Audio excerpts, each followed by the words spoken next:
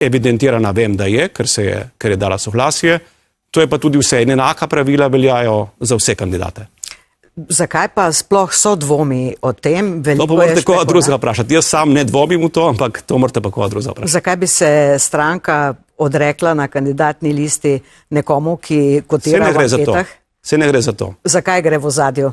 Ker ko vprašamo gospod Klakočar Zupančič, ali ostaja v politiki, pravi, nisem jaz mesto za to, ne sestavljam jaz kandidacijske liste.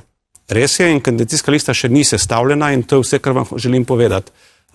Kdo ostaja, ne ostaja v politiki, je pa osebna odločitev. Marsikdo se včasih tudi premisli.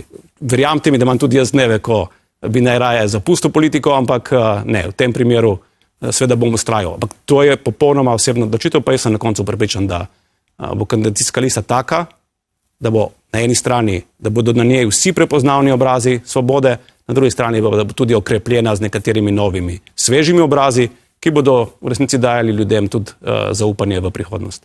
Sveži obrazi, ki jih ne poznamo, ali boste nabirali prestopnike? Ne rabimo tega, hvala.